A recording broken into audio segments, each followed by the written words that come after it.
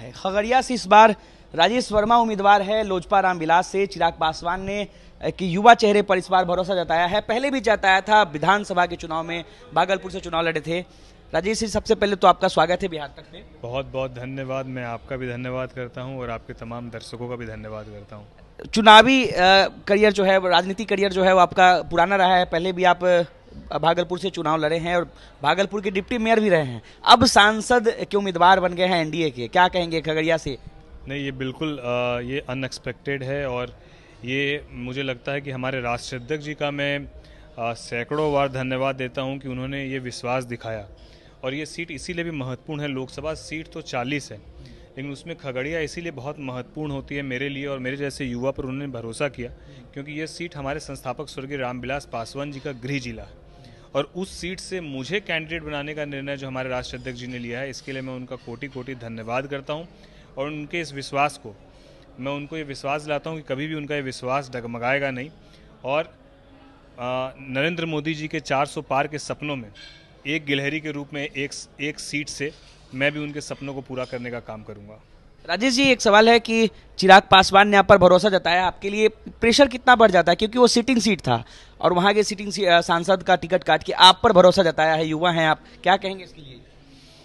देखिए, मुझे लगता है कि चाहे विपक्ष में कोई भी हो और कोई भी छोटा से छोटा चुनाव है, बड़ा से बड़ा चुनाव, मैं वार्ड का चुनाव से अपने पॉलिटिकल करियर को शुरू किया हूँ। मेरे पूरे परिवार में कोई पॉलिटिक्स में रहा नहीं है, किसी पार्टी का कोई सदस्य भी नहीं रहा, तो मेरे पास वो पॉलिटिकल अनुभव वार्ड के चुनाव को लेकर डिप्टी मेयर के चुनाव और विधानसभा के चुनाव तक का जो मेरा अनुभव रहा है। और मैं छोटे से छोटे चुनाव, वार्ड के चुनाव को भी मैं पूरी चुनौती के रूप में लेकर और मजबूती से लड़ता हूँ। तो चुनौती तो बेशक होगी, लेकिन मुझे लगता है कि आश्वस्त इसीलिए बहुत ज़्यादा है क्योंकि हम लोगों के पास, विपक्ष को यदि आप देखते हैं तो उनके पास कोई ऐसा कंटेंट ठोस नहीं है जिसके दम पर वो चुनाव लड़ सकें। और हम लोगों के पास जो चीज़ें हैं वो आप समझिए कि मेरी खुद की विषाद जो है या मेरा खुद का राजनीतिक जो कद है वो बहुत छोटा है, लेकिन इस विश्वास को या मैं इतना आश्वस्त इसीलिए हूँ क्योंकि मुझे मेरे कंधे पे ये दिखता है कि हमारे पास हम जीत कर जाएंगे तो एनडीए का चेहरा है, जो मजबूत चेहरा है, जो हमारे यशस्वी प्रधानमंत्री हैं। हम जीत कर जाएंगे तो हमको ये मालूम है कि हम एक विज़न के साथ जुड़ने वाले हैं। हम जीत के जाएंगे तो हम ये जान रहे हैं कि देश की तीसरी अर्थव्यवस्था की गारंटी जो हमारे नरेंद्र मोदी जी ने दी है उसको हम लोग पूरा करने का काम करेंगे। हम जीत कर जाएंगे तो हम पीछे के विश्वास को जो लोगों के बीच उन्होंने जमाया है, बनाया है, चाहे वो 370 का मामला हो, चाहे वो राम मंदिर का मामला हो, चाहे G20 समिट करके विश्व भर में देश को एक अलग पहचान दिलाने की बात हो, ऐसे सैकड़ों उदाहरण हैं जो हमारे यशस्वी प्रधानमंत्री जी ने जिसके दम पर पूरे देश भर में अपनी एक विश्वसनीयता जो है बनाई है। तो मेरे पास वो तमाम चीज़ें हैं जो मुझे एक युवा, एक बेदाग हमारे राष्ट्रीय अध्यक्ष का चेहरा है, तो मेरे पास ऐसी तमाम चीज़ें हैं जिसके दम पर मैं आश्वस्त करता हूँ। अजय जी, एक सवाल ये भी है कि आपका मुकाबला सीधा इंडिया गठबंधन से होना है। इंडिया गठबंधन बोले तो राहुल गांधी, तेजस्वी यादव, तमाम लालू प्रसाद यादव, लेकिन बिहार में अगर कहें तो एक तरह से तेजस्वी यादव आपके लिए चैलेंजिंग होने वाले हैं, क्योंकि तेजस्वी यादव के चेहरे पर ही बिहार में महागठबंधन चुनाव लड़ रहा है। तो क्या लगता है, तेजस्वी यादव भी युवा हैं, आप भी युवा हैं, चिराग जी भी युवा हैं, तेजस्वी यादव युवा की राजनीति भी कर रहे हैं। वो कहते भी हैं कि पिछले 17 महीने में हमने 5 लाख से ज़्यादा नौकरियां दी है, युवाओं को रोजगार दिया है। तो क्या युवा तेजस्वी की तरफ जाएंगे या फिर आप लोग की तरफ रुकेंगे?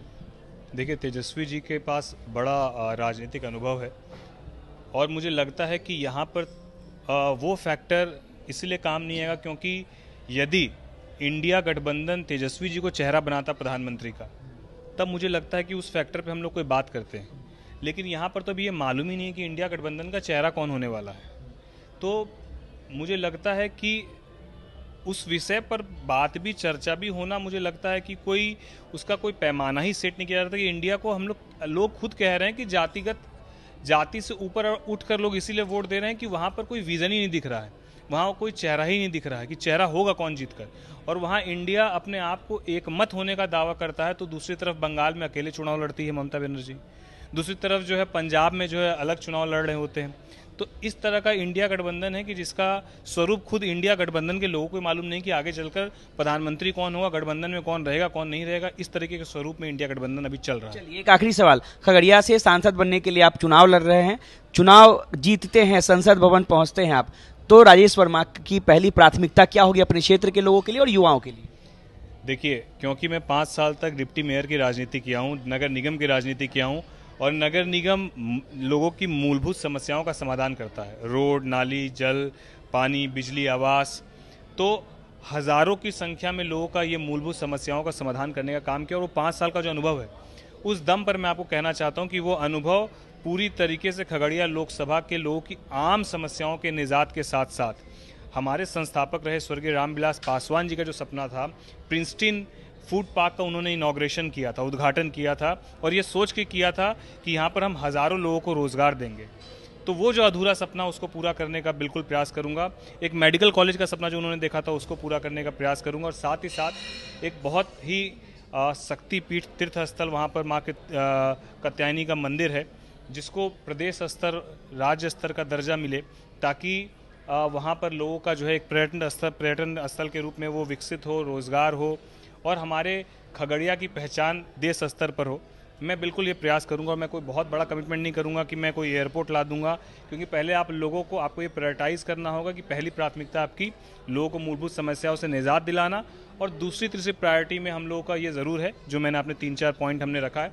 फिर हम लोग IT कंपनीज़ को चाहेंगे रोज़गार के लिए कि हम लोग IT कंपनीज़ को बुलाएं, और अलग अलग इंडस्ट्रीज़ को कैसे हम लोग बढ़ावा दे सकते हैं। और ये सब मैं तभी बोल पा रहा हूँ क्योंकि मेरे पीछे हमारे राष्ट्रीय अध्यक्ष है, जिनका एक vision Bihar first, Bihari first का है। मैं ये इसलिए बोल पा रहा हूँ कि उनके ऊपर हमारे देश के यशस्वी प्रधानमंत्री हैं, जिन्होंने जो ये आश्वस्त करते हैं हमारे राष्ट्रीय अध्यक्ष जी को, उनके विज़न को वो मानते हैं और स्वीकार करते हैं, तो उस दम पर मैं ये बात कह पाता हूँ। चलिए, तो राजेश वर्मा ने बता दिया है कि इनकी पहली प्राथमिकता क्या होगी। कॉलेज से लेकर, मेडिकल कॉलेज से लेकर मंदिर तक का प्लान है, और तमाम चीज़ें इन्होंने बताया, आपने सुना है। बहरहाल देखना है कि चुनाव में इंडिया गठबंधन और एनडीए के बीच जब मुकाबला होता है तो कौन किस सीट पे बाजी मारते हैं। अनिकेत कुमार, बिहार तक, पटना।